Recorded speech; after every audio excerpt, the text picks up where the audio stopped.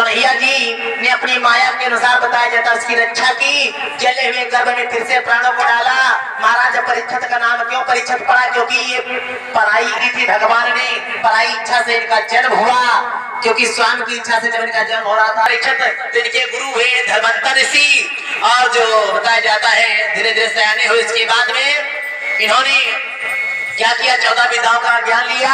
इसके बाद में बासी की वही बिटिया जो थी उसी के साथ में विवाह हुआ, और धीरे धीरे बताया जाता है इनको राज्य दे करके पांडव है वो हिमालय में गलने के लिए चले जाते हैं। आज महाराज परीक्षित राजा बने। एक दिन की बात है, द्वापर युग समाप्त हो ही रहा था, कलयुग की बारी आने वाली थी, और इधर भगवान जो महाराज परीक्षित थे एक दिन की बात पहुंचे हैं वन के बीच। क्या देखा कि एक गाय रोटी हुई आ रही है और चिल्लाती आ रही, कह रही क्या तो सुनेंगे।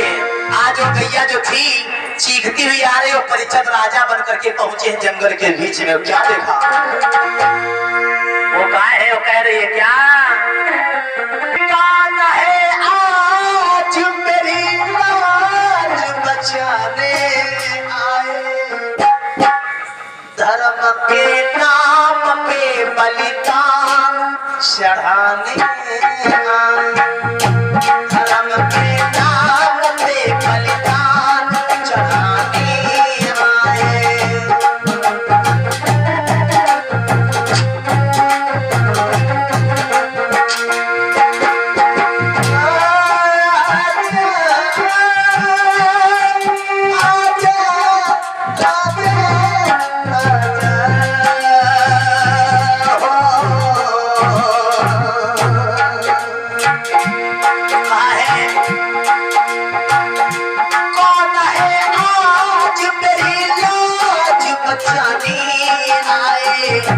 धर्म के नाम पे बलिदान चढ़ाने।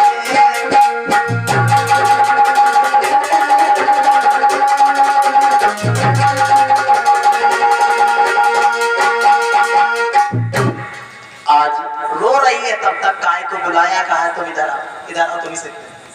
अच्छा, और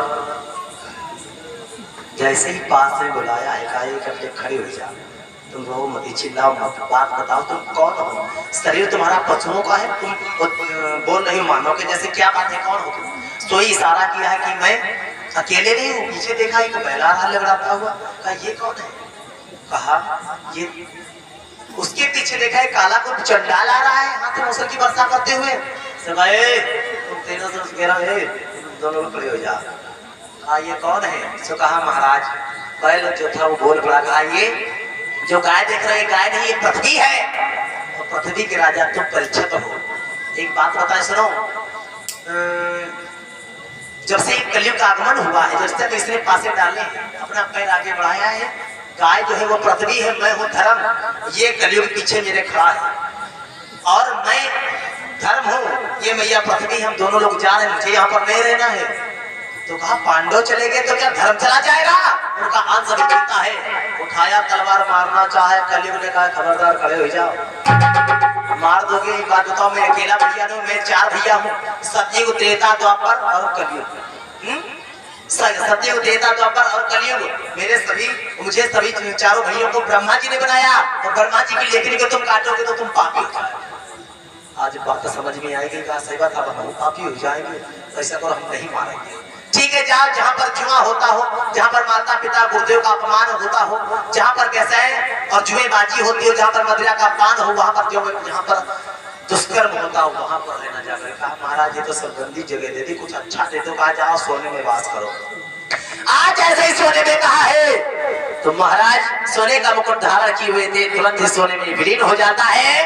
आगे बढ़े हैं, जेठ का समय है, जेठ का महीना है, आगे बढ़े, गले में प्यास जगी है, और कैसे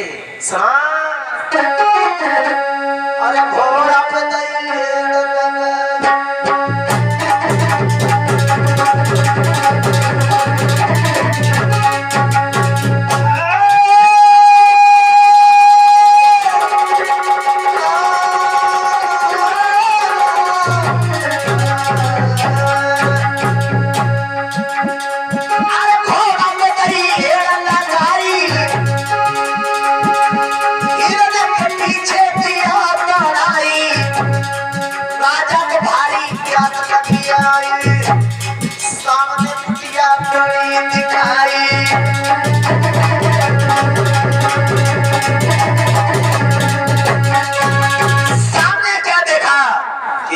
महात्मा की कुटिया है, वहाँ पर महाराज बैठे हैं जिनका नाम था लोपर ऋषि। जो ही देखा है चलो हम बाबा के पास चलते, हो सकता कमंडल में मुझे चलो रखे होंगे, दे देंगे, मेरी प्यास गले की बुझ जाएगी। सामने जैसे ही जा रहे तब तो बाबा ने जान लिया कि इसके सर के ऊपर कलयुग सवार है, ये गलत काम जरूर करेगा। उन्होंने आंखें बंद कर ली, ओ कर रहे हैं बैठे, नहीं समाधि खोली।